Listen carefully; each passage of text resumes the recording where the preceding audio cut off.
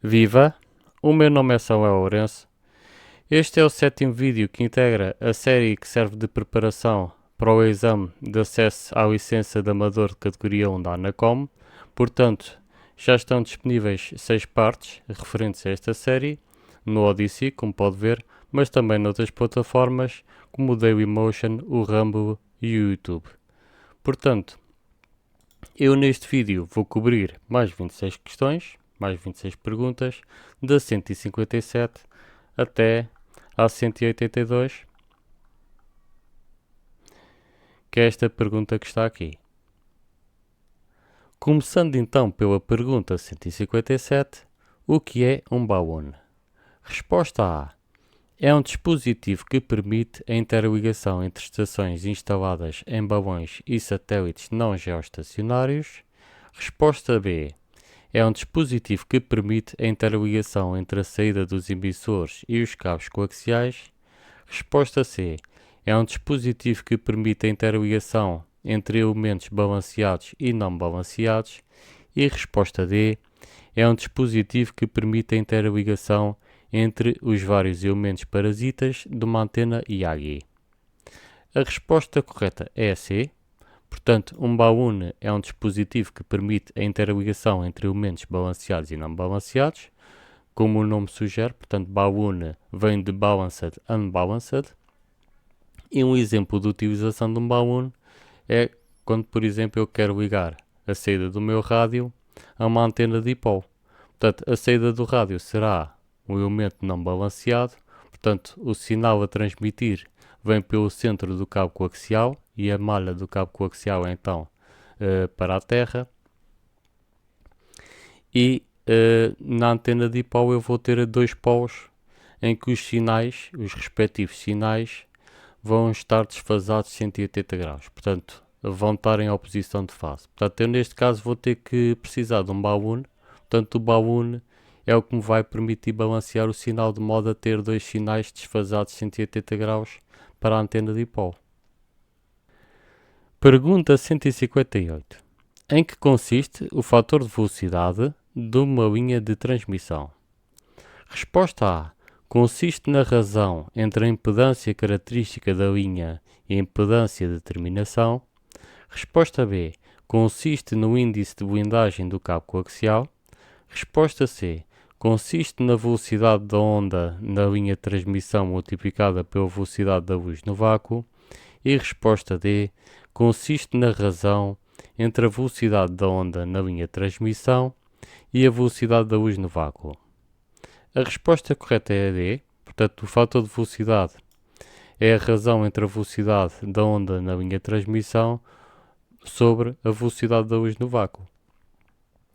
Portanto, para saber mais acerca do fator de velocidade, eu sugiro a leitura deste artigo do Wikipedia, tanto que explica em detalhe o que é esta característica. Pergunta 159. Um cabo coaxial é um elemento A, que é parte constituinte de um guia de ondas, B, balanceado, C, não balanceado e D, que é parte constituinte de um dipolo de Hertz. A resposta correta é C, portanto, um cabo coaxial é um elemento não balanceado. Portanto, para ilustrar, um cabo coaxial tem então um condutor central, depois vai ter aqui o dielétrico e vai ter aqui um outro condutor que é a malha. Portanto, a malha eu vou carregá-la também e depois vai ter então aqui o isolamento exterior. Portanto, normalmente num cabo coaxial o sinal é transmitido no condutor central e a malha serve para retorno do sinal e está ligada então à terra, portanto está aterrada. Portanto, neste caso, pode-se dizer que o cabo coaxial é um elemento não balanceado. Pergunta 160. De uma forma geral, como varia a atenuação de um cabo coaxial à medida que aumenta a frequência do sinal transmitido? Resposta A. A atenuação é independente da frequência. Resposta B. Aumenta. Resposta C. Diminui. E a resposta D. atinge um máximo próximo dos 18 MHz. Portanto, a atenuação aumenta com o aumento da frequência, portanto, a resposta correta é a B. Pergunta 161. Qual o comprimento físico de uma linha de transmissão coaxial que, a nível elétrico, apresenta um quarto do comprimento de onda à frequência de 14,1 MHz? Portanto, considerando que o fator de velocidade é de 0,66. Resposta A, 20 metros. Resposta B, 2,3 metros. Resposta C, 3,5 metros. E resposta D, 0,2 metros. Portanto,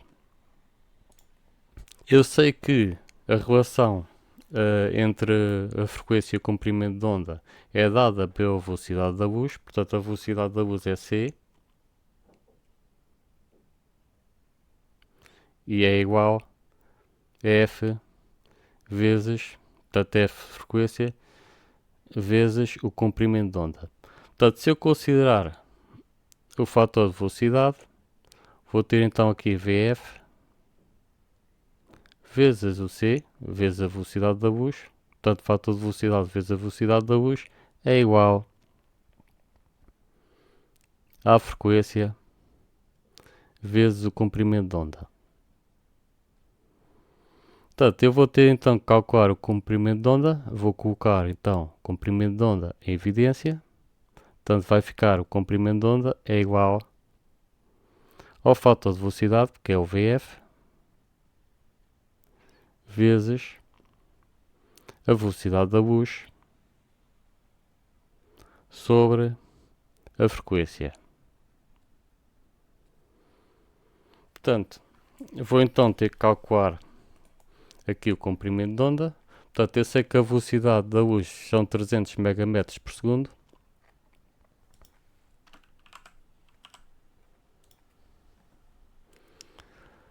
Portanto, o meu VF é 0,66 vezes 300 megametros por segundo vai ser igual.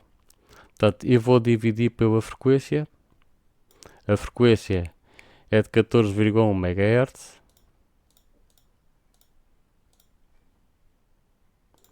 Isto vai ser então igual a 14,04 metros. Portanto, mas eu agora quero aqui um quarto do comprimento de onda. Portanto, eu vou dividir então por 4. Isto dá então 3,5 metros aproximadamente. Portanto, a resposta correta é então a C.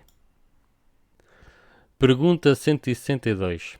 Como se designa a razão entre a velocidade real de um sinal numa linha de transmissão e a velocidade da luz no vácuo? Resposta A, fator de velocidade. Resposta B, impedância característica. Resposta C, impedância de surto. E resposta D, coeficiente de onda estacionária. A resposta correta é A, é o fator de velocidade. Portanto, como tínhamos visto anteriormente, o fator de velocidade é a razão entre a velocidade de propagação de um sinal numa linha de transmissão e a velocidade da luz no vácuo. Pergunta 163. Qual o número mínimo de componentes discretos, ou seja, bobinas e condensadores, que utilizam os circuitos sintonizadores de antena em T e em π? Resposta A. A topologia em T precisa de um mínimo de 3 componentes e a topologia em π precisa de um mínimo de 4 componentes. Resposta B. Ambas as topologias precisam no mínimo de 2 componentes. Resposta C. Ambas as topologias precisam no mínimo de 3 componentes. E resposta D. A topologia em T precisa de um mínimo de 3 componentes e a topologia em π precisa de um mínimo de 5 componentes. Portanto, a resposta correta é C. Ambas as topologias precisam no mínimo de 3 componentes. Portanto, eu vou então desenhar aqui os circuitos típicos que podem ser encontrados em sintonizadores. Portanto, vou começar então por um circuito com topologia em T. Portanto, eu posso ter um circuito que tem aqui um condensador variável à entrada.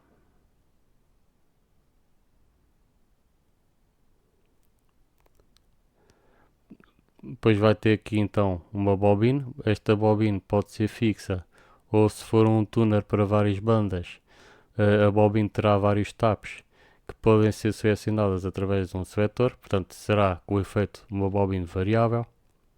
E depois vou ter aqui um outro condensador variável à saída. Portanto, isto então constitui um sintonizador com topologia em T. Portanto, um sintonizador com topologia em π vai ter então um condensador variável em paralelo à entrada.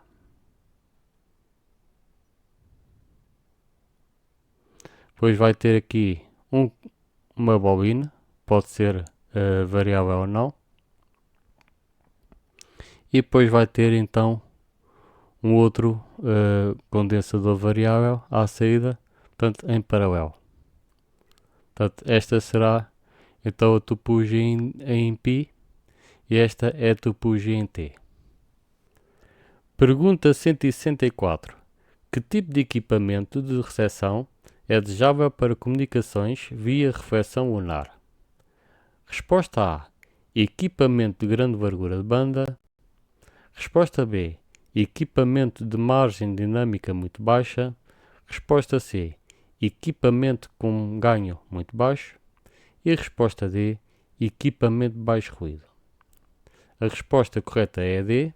Equipamento de baixo ruído. Pergunta 165.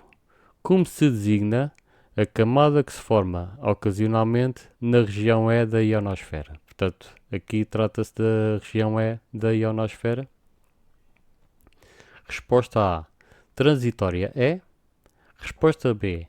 Temporária E. Resposta C. Esporádica E. E resposta D. Ocasional E. Portanto, a resposta correta é a C. Portanto, esta camada designa-se por esporádica E. Pergunta 166. Numa ligação hertziana, utilizando o modelo de propagação em espaço livre, a potência na antena de recepção é A. Inversamente proporcional à distância que a separa da antena de emissão. B. Inversamente proporcional ao quadrado da distância que a separa da antena de emissão. C. Diretamente proporcional ao quadrado da distância que a separa da antena de emissão. E D. Diretamente proporcional à distância que a separa da antena de emissão. A resposta correta é B. Portanto, a potência disponível na antena de recepção vai ser então inversamente proporcional ao quadrado da distância que a separa da antena de emissão. Pergunta 167. Quando nos referimos a ondas de rádio, qual das seguintes afirmações está correta? Resposta A.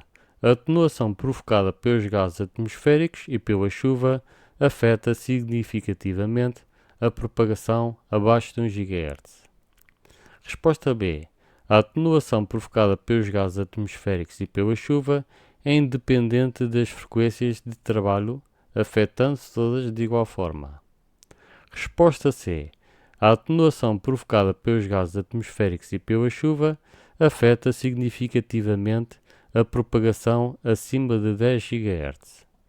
E resposta D.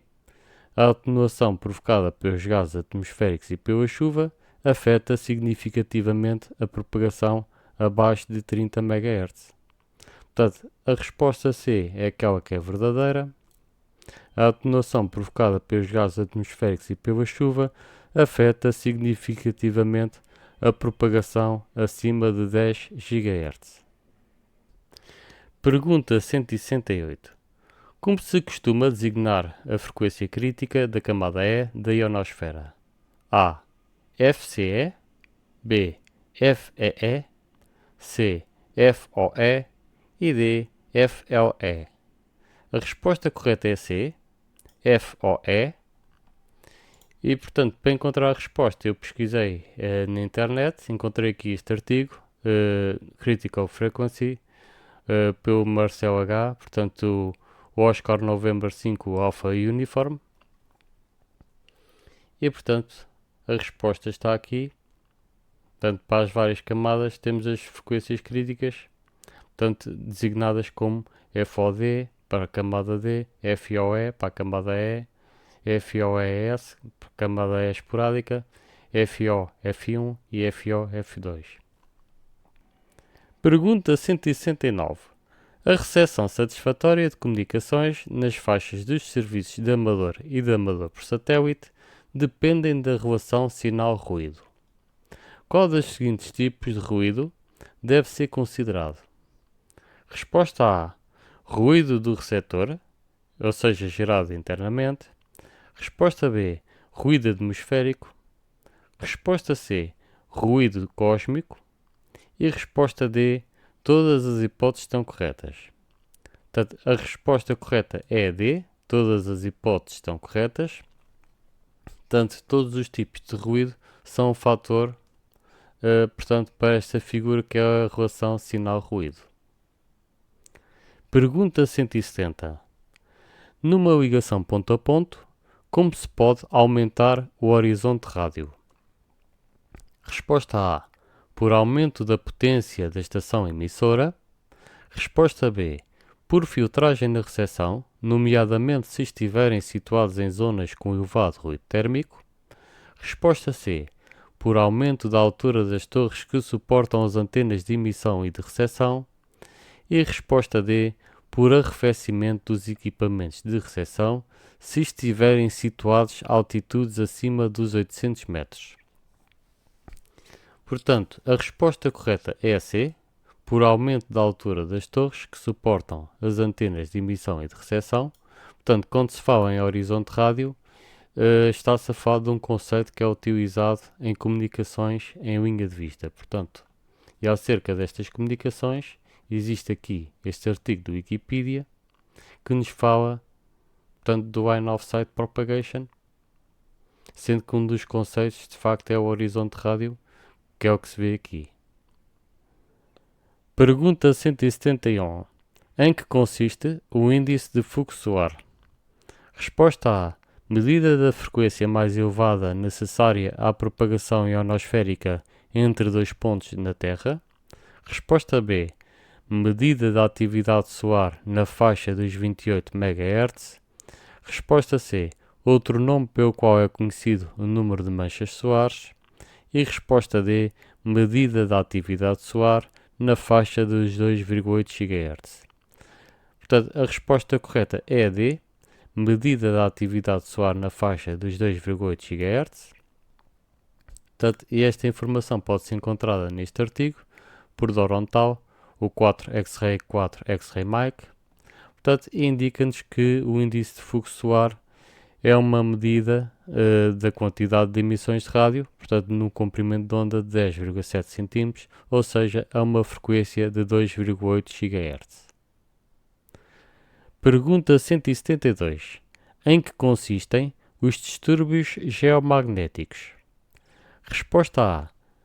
Queda súbita do índice do fluxo solar. Resposta B. Deslocamento do polo magnético da Terra.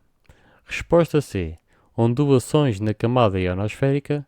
E resposta D. Alteração significativa do campo magnético da Terra num curto período de tempo. A resposta correta é a D. A alteração significativa do campo magnético da Terra num curto período de tempo, portanto, por virtude de tempestades solares. Portanto, e aqui neste artigo do Wikipedia falam justamente acerca de tempestades geomagnéticas. Portanto, estas tempestades são perturbações da magnetosfera, ou seja, do campo magnético da Terra, causadas por surtos de vento solar. Pergunta 173. Ao contrário das faixas HF, as faixas de VHF e de UHF são frequentemente usadas para comunicações via satélite porque a. As ondas eletromagnéticas associadas às frequências de VHF e de UHF são pouco afetadas pela ionosfera no seu caminho de e para o satélite. B. As alterações de frequência por efeito de Doppler provocadas pelo movimento do satélite são muito menores em VHF e em UHF do que em HF. C. Os satélites deslocam-se demasiado depressa para serem seguidos por ondas de HF. E D. O efeito de Doppler faz com que as ondas EHF sofram uma translação na frequência para SHF, tornando difícil a recepção do sinal. Portanto, aqui A é a resposta correta. Portanto, as ondas eletromagnéticas associadas às frequências de VHF e de UHF são pouco afetadas pela ionosfera no seu caminho de e para o satélite. Pergunta 174. Qual das seguintes vantagens para as radiocomunicações resulta de períodos de elevada atividade geomagnética? Resposta A. A aurora que reflete sinais de VHF. Resposta B. Maior intensidade de sinais de HF ao passarem por regiões polares. Resposta C. Melhoria da propagação de longo percurso de sinais de alta frequência. E resposta D. Redução dos ecos de longo atraso. A resposta correta é C, portanto pode haver aqui uma melhoria de propagação de longo percurso de sinais de alta frequência durante períodos de atividade geomagnética elevada. Pergunta 175. Qual a faixa que permite melhores possibilidades de uma boa ligação se a frequência máxima utilizável, ou seja, a MUF, entre duas estações, for de 22 MHz? A. 28 MHz, B. 21 MHz, C. 14 MHz e D. 7 MHz. Portanto, aqui o critério é escolher uma frequência mais próxima possível, mas abaixo da MUF, ou seja, abaixo da frequência máxima utilizável, e a resposta que encaixa nesse critério é então a B, 21 MHz. Portanto, é aquela que está mais próxima, mas ainda abaixo. Para saber mais acerca da frequência ótima de transmissão, existe aqui este artigo no Wikipedia. Portanto, e uma das coisas que é indicada é que a frequência ótima de transmissão situa-se tipicamente a 15% em valor abaixo da frequência da MUF, ou seja, da frequência máxima utilizável. Pergunta 176. Que medida se deve tomar para obter uma atenuação baixa nas transmissões de HF? Resposta A. Selecionar uma frequência imediatamente inferior à frequência máxima utilizável. Resposta B. Selecionar uma frequência imediatamente superior à frequência mínima utilizável. Resposta C. Selecionar uma frequência imediatamente inferior à frequência crítica. E resposta D. Selecionar uma frequência imediatamente superior à frequência crítica. Portanto, como vimos anteriormente, a frequência ótima de transmissão situa-se imediatamente abaixo da frequência máxima utilizável. Portanto, nós, para termos uma atenuação o mais baixa possível, devemos então selecionar uma frequência imediatamente inferior à MUF, e a resposta correta é então a A. Portanto, para saber mais, para além do artigo que eu apresentei anteriormente, eu sugiro mais estes dois artigos. Portanto, um artigo que fala acerca da frequência mínima utilizável e o outro que fala acerca da frequência máxima utilizável. Portanto, eu recomendo a leitura destes artigos de modo a capturar o conceito. Pergunta 177. Numa ligação rádio, verifica-se que existe uma variação no tempo do nível do sinal da recepção, ainda que a potência se mantenha constante. Que nome se dá a este fenómeno? Resposta A. Atenuação em espaço livre. Resposta B. Desvanecimento. Resposta C. Variação síncrona. E resposta D. Todas as hipóteses anteriores estão incorretas. Portanto, aqui estamos a falar de uma alteração no nível do sinal recebido sem que a potência de transmissão da estação que está a emitir se altere. Portanto, aqui a resposta correta é a B, é o desvanecimento. Pergunta 178. O que significa a sigla WUF? Resposta A, Lowest Usable Frequency. Resposta B, Longest Usable Function. Resposta C, Lowest Universal Frequency. E resposta D, Lowest Universal Function. Portanto, a resposta A é aquela que está correta. Portanto, a sigla WUF quer dizer Lowest Usable Frequency. Portanto, e novamente remeto este artigo do Wikipedia para saber acerca desta frequência. Pergunta 179. O que acontece à propagação da HF quando a frequência mínima utilizável, ou seja, a WUF, excede a frequência máxima utilizável, ou seja, a MUF? Resposta A. Não será possível manter comunicações em HF no percurso em causa. Resposta B. Melhora a qualidade da propagação no percurso em toda a gama da HF. Resposta C. A propagação com salto duplo, ou seja, o Doppler hop, torna-se mais frequente no percurso. E resposta D. Todas as hipóteses anteriores estão incorretas. Portanto, aqui a resposta correta é A. Não será possível manter comunicações em HF no percurso em causa. Pergunta 180. Nas comunicações em onda curta, qual o significado da sigla NVIS? Resposta A. Narrow Vertical Incidence Skywave. Resposta B. Near Vertical Incidence Skywave. Resposta C. Near Vertical Incidence Source. E resposta D. Narrow Vertical Incidence Source. Portanto, a resposta correta é a B. Portanto, a sigla NVIS vem de Near Vertical Incidence Skywave. Portanto, e existe aqui este artigo no Wikipedia, novamente, acerca do NVIS. Portanto, e dá-nos a indicação logo da sigla que é Near Vertical Incidence Skywave. Pergunta 181. O que significa ângulo crítico no contexto da propagação de ondas de rádio? Resposta A. Um percurso longo orientado em azimuth de uma estação distante. Resposta B. Um percurso curto orientado em azimuth de uma estação distante. Resposta C. O menor ângulo de partida que devolve uma onda de rádio à Terra sob condições ionosféricas específicas. E resposta D. O maior ângulo de partida que devolve uma onda de rádio à Terra sob condições ionosféricas específicas. Portanto, a resposta correta é a D, é o maior ângulo de partida que devolve uma onda de rádio à Terra sob condições ionosféricas específicas.